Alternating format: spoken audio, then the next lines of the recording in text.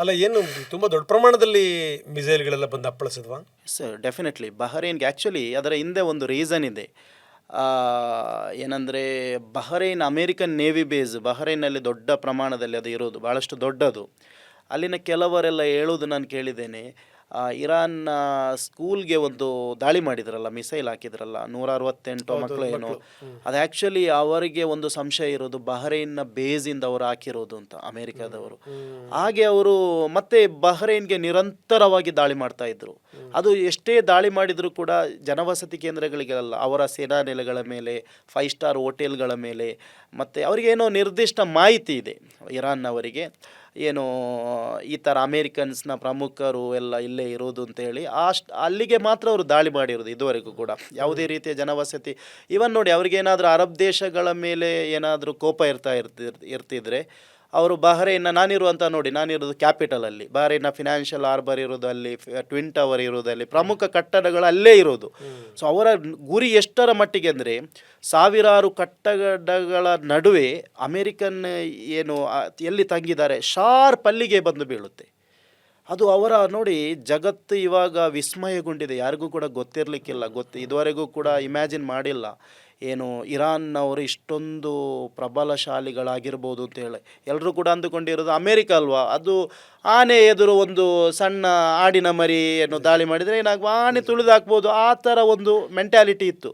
But ಅದೆಲ್ಲ ಇವಾಗ ಏನಾಗಿದೆ ಗೊತ್ತಾ, ಇರಾನ್ ಎಷ್ಟರ ಮಟ್ಟಿಗೆ ಸ್ಟ್ರಾಂಗ್ ಅನ್ನೋದನ್ನು ಜಗತ್ತಿಗೆ ತೋರಿಸಿಕೊಟ್ಟಿದೆ. ನಾನು ಸಪೋರ್ಟಿವ್ ಮಾಡಿ ಮಾತನಾಡೋದಲ್ಲ, ಬಟ್ ಅಮೇರಿಕ ಅನ್ನುವಂಥ ಏನು ಈ ಒಂದು ನೀಚ ಮನಸ್ಥಿತಿ ಅವರಿಗೆ, ಏನು ಎಲ್ಲ ದೇಶ ಅವ್ರು ನೋಡಿ 1952 ಇಂದ ಇದುವರೆಗೂ ಕೂಡ ಸಾಕಷ್ಟು ಕಂಟ್ರಿಗಳ ಮೇಲೆ ದಾಳಿ ಮಾಡಿದ್ದಾರೆ. ಇಂಟೆನ್ಷನ್ ಒಂದೇ, ಹೇಳೋದೊಂದು ಮಾಡೋದೊಂದು. ಇಂಟೆನ್ಷನ್ ಹೇಳೋದು ಶಾಂತಿ, ನಾವು ಅಲ್ಲಿ ಏನು ಮೂಲಭೂತ ಹಕ್ಕುಗಳಿಗಾಗಿ ಹೋರಾಡೋದು, ಏನಿಲ್ಲ. ಅವ್ರು ಆ್ಯಕ್ಚುಲಿ ಅಲ್ಲಿ ಏನಾದರೂ ಸಂಪತ್ತಿನ ಮೂಲ ಇದ್ದರೆ, ಎನರ್ಜೀಸ್ ಇದ್ದರೆ, ಪೆಟ್ರೋಲಿಯಂ ಇದ್ದರೆ ಅದನ್ನು ಕಬ್ಜಾ ಮಾಡಿಕೊಂಡು ಅದನ್ನು ಅವರು ಇದು ಮಾಡಿಕೊಂಡು ಜಗತ್ತಿಗೆ ದೊಡ್ಡನಾಗಿರಬೇಕು ಅಂತ. ಬಟ್ ಈ ಸಲ ಏನಾಗಿದೆ ಗೊತ್ತಾ, ಈಗ ಈ ಸಲ ಮಾತ್ರ ತಿರುಗಿ ಕೊಟ್ಟಿದ್ದಾರೆ, ಚೆನ್ನಾಗಿ ಕೊಟ್ಟಿದ್ದಾರೆ.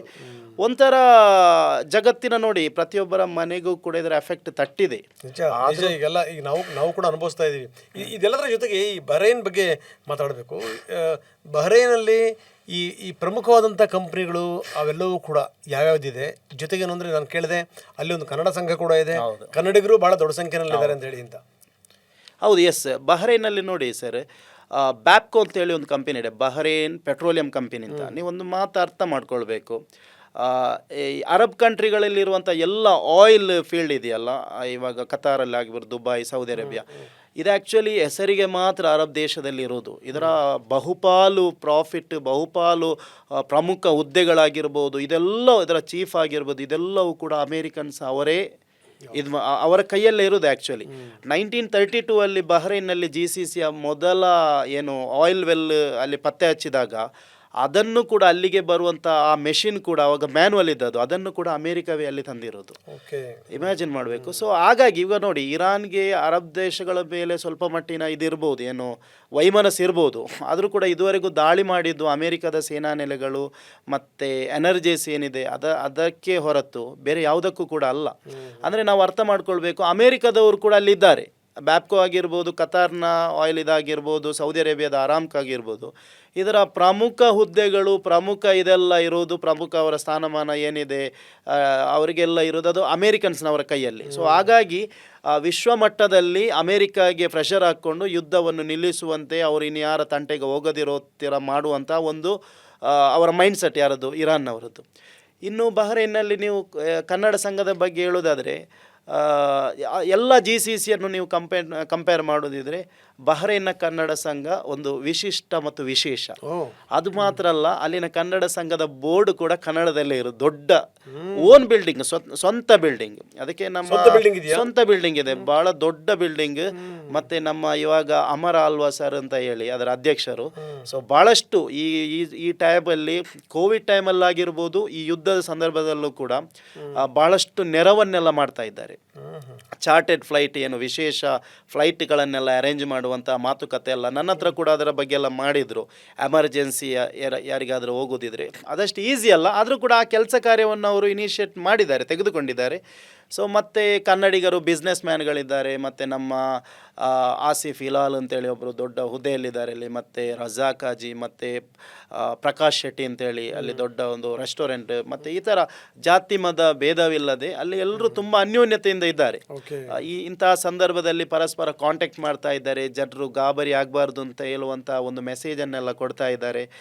ಸೊ ಅದು ಕೂಡ ನಮಗೆ ದೊಡ್ಡ ರಿಲ್ಯಾಕ್ಸ್. ಮತ್ತು ನಮಗೆ ಕನ್ನಡ ನ್ಯೂಸ್ ನಿಮ್ಮ TV9 ಎಲ್ಲ ನೋಡುವಾಗ ನಮಗೆ ಏನು ಖುಷಿ ಆಗ್ತಾ ಇದೆ. ನಮ್ಮ ಮನೆಯವರು ನೋಡಿ, ನಮ್ಮ ಮನೆಯವರಿಗೆ ಬಹರೇನ್ ಏನು ಸೌದಿ ಅರೇಬಿಯಾ ಏನು ಗೊತ್ತಿಲ್ಲ, ಅವರು ಕನ್ನಡ ನ್ಯೂಸ್ ಓಪನ್ ಮಾಡ್ತಾರೆ ಇರ್ತಾರೆ. ಸೊ ನಾನು ಇದು ಕನ್ನಡ ನ್ಯೂಸ್ ಚಾನಲ್ ಕೂಡ ರಿಕ್ವೆಸ್ಟ್ ಮಾಡೋದು ಇದೇ ಥರ, ಹೇಗೆ TV9 ಅವರು ಪ್ರಸ್ತುತ ವಾಸ್ತವ ವರದಿಗಳನ್ನು ಮುಂದಿಟ್ಟಿದ್ದಾರೆ, ಎಲ್ಲ ಚಾನಲ್ನವರು ಕೂಡ ಅದೇ ಥರ ಮಾಡಬೇಕು. TRP ಬಿಡಿ, TRP ಯುದ್ಧದ ಸಂದರ್ಭದಲ್ಲಿ ನೀವು ಅದನ್ನು ನೋಡ್ಲಿಕ್ಕೆ ಹೋಗಬೇಡಿ. ಆ್ಯಕ್ಚುಲಿ ಲಕ್ಷಾಂತರ ಮಂದಿ ನಿಮ್ಮ ನ್ಯೂಸ್ ಚಾನಲ್ಗಳನ್ನು ನೋಡ್ಬೋದು, ಬೇರೆ ಬೇರೆ ನ್ಯೂಸ್ ಚಾನಲ್ಗಳು ನೋಡ್ತಾರೆ. ನೀವು ನಿಮ್ಮ ವರದಿಗಾರಿಕೆ ಮಾತ್ರ ಗಾಬರಿ ಆತಂಕ ಉಂಟು ಮಾಡೋ ಥರ ಮಾಡಬೇಡಿ. ಯಾಕೆಂದರೆ ನೀವು ನೋಡಿ, ಕೆಲವೊಂದು ಸಂದರ್ಭದಲ್ಲಿ ಭಾವನಾತ್ಮಕವಾಗಿರ್ತಾರೆ ನಮ್ಮ ಮನೆಯವರೆಲ್ಲ, ಅವರಿಗೆ ಖಾಲಿ ನ್ಯೂಸಲ್ಲಿ, ನನ್ನ ತಾಯಿ ಕೂಡ ಹಾಗೇನೆ, ಯಾವುದೋ ಒಂದು ನ್ಯೂಸ್ ನೋಡಿದಾಗ ಯಾವುದೋ ಒಂದು ಬಿಲ್ಡಿಂಗಿನ